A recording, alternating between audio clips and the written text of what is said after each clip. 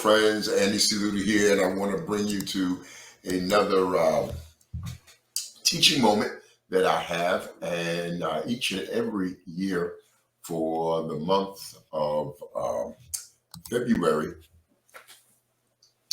Black History is celebrated.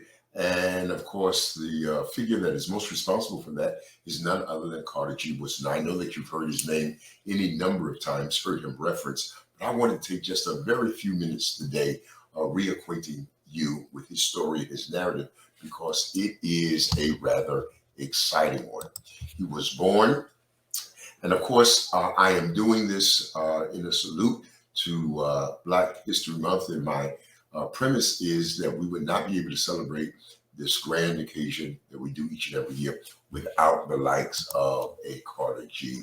Woodson. So let me begin here. He was born in Canton, Virginia in the year 1875. And even though he had a great deal of scholastic aptitude, he had to work for his family, to help sustain his family. And he didn't go to school formally until he reached the age of 20, 1895.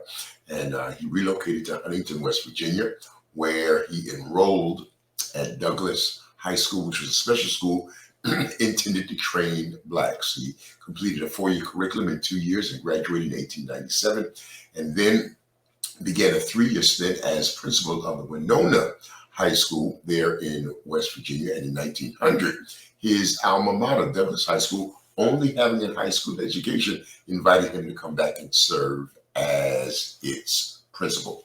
From 1900 to 1903, he studied at Berea College, and that's located in Berea, Kentucky. And he received his first of 2 bachelor degrees, a Bachelor of Literature from Berea College. And then, of course, from there, from 1903 to 1907, he served as a teaching supervisor in the Philippines, which had recently become a territory of the United States. But he returned to the United States and enrolled in the University of Chicago in 1907. In 1908, he received his second bachelor's degree, a Bachelor of Arts, along with a master's degree, and actually completed a PhD program at the school from 1908 to 1912.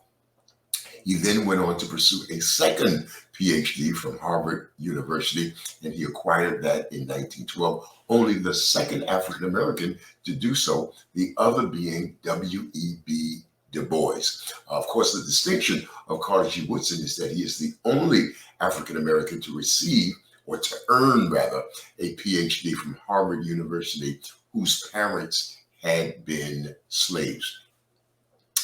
Now an established historian, teaching in places like West Virginia State University and Howard University, along with some high school teaching assignments that he had prior to his college teaching assignments, he was a dues-paying member of the American Historical Association. However, they would not allow him to attend their annual conferences, and as a result, in part, he established the African Americans, the Association for the Study of Negro Life and History. And it was that organization that produced a very long-running magazine, which was the Journal for the Study of Negro History. Now, he's most strongly associated with Black History Month, but it started out as a week, and he chose the month of February because it housed both the birthdays of Abraham Lincoln and Frederick Douglass. That week would later in 1970 be turned into a month-long event because of the initiative of some Black students at Kent State University in Ohio. That was done in 1970. And starting in 1976, every president who has served since 1976 has declared the month of February as Black History Month. Now, apart from Black History Month, 1927, he wrote his stellar work and book, which was The History of the Negro Church. And then in 1933, he produced a second book, which is widely known, still read, The Miseducation of the Negro. Now, I have capsulated the life of Dr. Carter G. Woodson into these few moments, but I have a more elaborate online course of the same title.